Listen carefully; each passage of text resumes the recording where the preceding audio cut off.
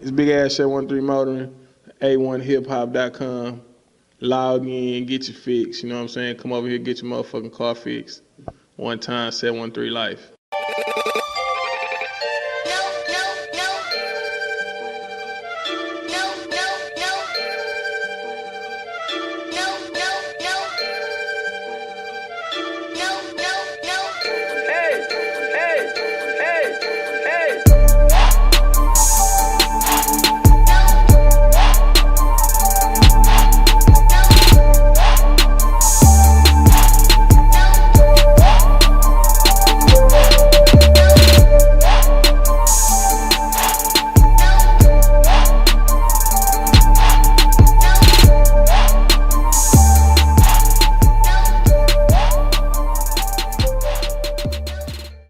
You hear that?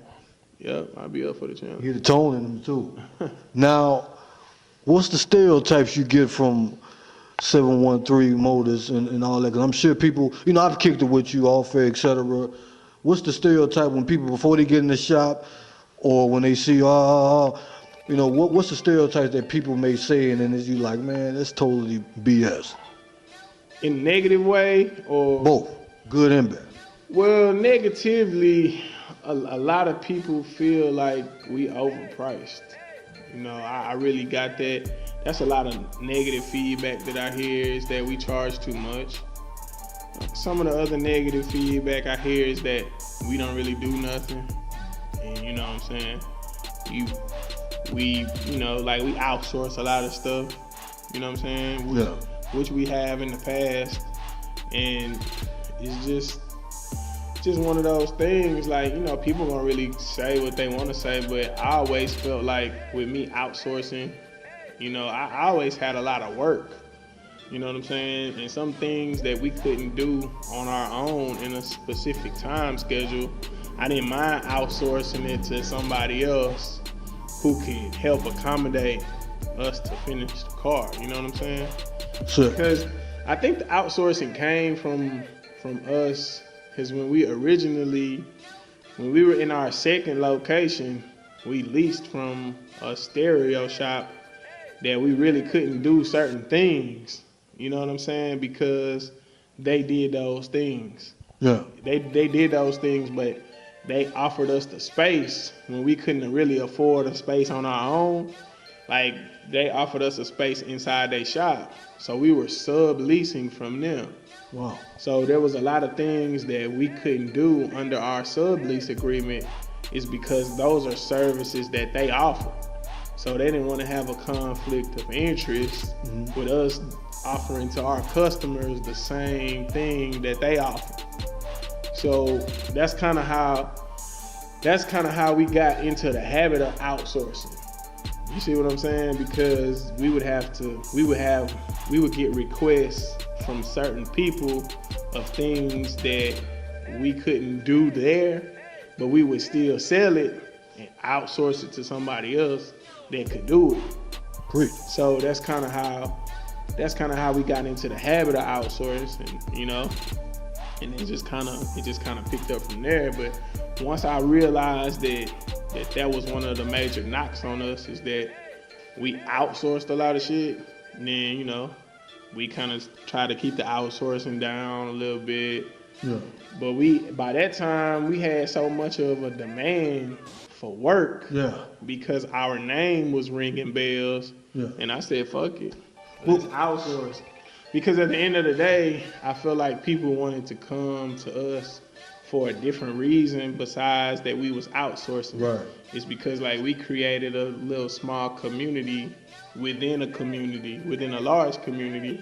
Like, somebody would still come pay us more and know they was paying us more, and then we outsource it to somebody because they wanted it to be in our sub community. Like, right.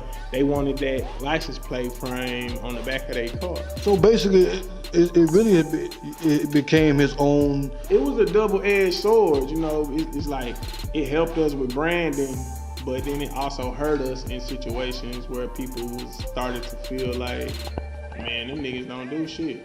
You know what I'm saying? Right. But to me, a lot of the hard work is already done before you outsource. True. The hard part of this shit is to get somebody to actually buy something from you. It's not to outsource, you know what I'm saying, what they bought. The hardest part is to get them to buy it. And I feel like me and my team, we was doing a good job of that because we always had jobs. Right. We always had customers, whether it be myself, Mike, Brandon, or Jason at the time. I mean, we all moved together like a unit. You know what I'm saying? I see that. And we all wore that black 713 shirt with that white logo on it. Yeah. We wore it till the damn logo fell out. Yeah. I mean, we wore it so much that when we actually started to change clothes and wear real clothes, people was like, why you ain't wearing black? Right. So that's just kind of let me know that, you know what I'm saying, people, they recognized our movement. I mean, not to take nothing away from nobody, but a lot of stuff that people doing now, we did that. We did that back in 2002, but it's not to knock nobody, you know what I'm saying? Right. But we actually did that a long time ago. You know what I'm saying? Right. We used to we wasn't good at doing a lot of stuff, but what we was good at, you know what I'm saying, was keeping our brand name consistent and relevant. So, you know, we weren't experts at a lot of shit, but we was good at building a brand. So Right. now we got a brand name that done stuck, and we done seen several people who had way more money try to attempt to have a company, but they lost to us because we had the brand name. Right. So it's just kind of one of those things, man. I see the sun going down. I got the sun in my face right now. You know what I'm saying? Shining. Now, what's your favorite car when you was a child? And is it the same favorite vehicle now? It's funny, man, because I wasn't never really into cars. That's crazy. Like, I wasn't, people would be like, damn, the nigga from 713 say he wasn't into cars. But my homeboy Jason, we grew up together, and at school, he always had a car book in his hand, bro. Whether it was a lowrider, back then it used to be lowrider magazine. That's all. And he was always in the lowrider magazine looking for rims in the back. You know, they had a little section in the back, people who selling rims. You know what I'm saying? Yeah. He had a Honda. You know, this around the time when niggas first get their driver's license. It's 16. Like, I was just trying to get somebody to buy me a car. Right. Them niggas, I gotta give it to them. Like, when I was trying to get somebody to buy me a car, them niggas was trying to buy some rims. Right. We was buying rims before we even had a car. We ain't had a car. Like, I was I put money down on, back in the day, on a set of Giovanni rims. Shit, I ain't even had no car. It's some 20-inch rims. This back when 20s was... That's all you had? Yeah, so like I never had me a set of swangers, but I was like, nigga, I'm finna come out the gate with some 20s. You know what I'm saying? I know you kept them clean though. Man, I never did end up getting a set. I only had enough money for one. I put them hoes on layaway, bro, and it, like, I thought I was gonna get a Isuzu Rodeo. Yeah. If you talk to any nigga who know me back from high school, bro, like, man, I wanted a rodeo so bad, bro. Like, I don't know why. So what's your favorite car though? Like, what was your favorite car then? I'm a Cadillac nigga, bro. I mean, I'm from the South Side, and I'm a big dude. Yeah. So when you a big dude, you only can think about shit that you can fit in. Like, you don't, all that other shit don't really just register to you because you can't fit it. I saw you in that Ferrari though, right? Man. Came to my crib with the Ferrari. My views changed when I grew up. Right. You know what I'm saying? I got to the point saying, I don't give a fuck if I can fit in it or not. I'm gonna ride that motherfucker. You know what I'm saying? Like, if I can move the seat back, then I'm finna ride it. Right. But, you know, because, like I say, times change. You know, your mind frame changes because a lot of the cars that's really hot cars, big niggas can't fit in them. Yeah. You know what I'm saying? You just gotta make up your mind if you want to spend the money to be uncomfortable and ride it. You know what I'm saying? But it ain't no good look to be fucking with a car that you don't really look good in. Right. Cause you can just like it's like turning a gun on yourself. So do you? Yeah. Cause a nigga be like, you know you look stupid as hell getting out that small ass car. Right. You know what I'm saying? So do you see certain artists and certain media people now? You be like, can you pick up on the car and be like, man, I know he didn't customize that to the full. Nah, not really, cause I ain't no hater. You know Yeah. what I'm saying? Yeah. Like, and a lot of stuff, Not necessarily that, but just stuff was done for the artist or done for the for the celebrity. see, I know a lot of shit about the game, and I know a lot of shit about media. That a lot of the shit that we see ain't real. A lot of people don't understand that. You know what I'm saying? Like, a lot of the shit, you know what I'm saying? Them ain't even they cars.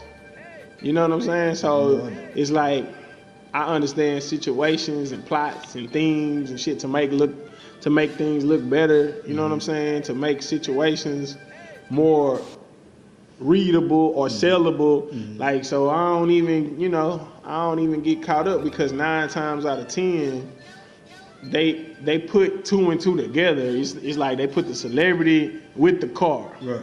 Or they put the model with the car.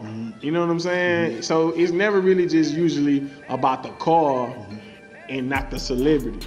Right. Or vice versa. Vice versa. You know what I'm saying? They always pair that shit together to make that shit a more interesting story. You know what I'm saying? So I don't get too caught up in that. You know what I'm saying? Like, I posted a car the other day that I did for an athlete, and a cool athlete, an athlete with some change to buy the kind of car that he wanted to buy, but the kind of car he had, some people made comments like, why do he got that type of car?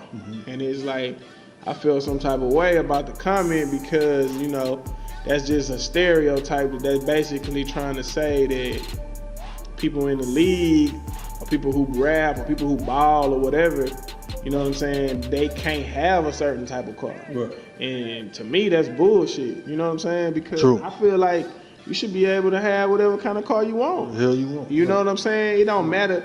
If you in the league, it don't mean that you supposed to ride Bentley. You know what I'm saying? And it's just like, that's socio-economic issues, bro, that it's just not reality. You know what I'm saying? Right. 'Cause a lot of people get caught up in things that ain't real. You know what I'm saying? Sometimes, I like to be like on some real shit. I drive a Ford truck. I like it. You know what I'm saying? It's big. It's the kind of vision that I want to reflect on the road. Yeah. You know what I'm saying? So I just look at it like, what kind of vision do I want to reflect on the road? Like, I had a Benz. I really like the Benz. Like, I'm a Mercedes-Benz kind of guy. You know what I'm saying? I mean, I feel like for what you get, for what you spend, it makes sense.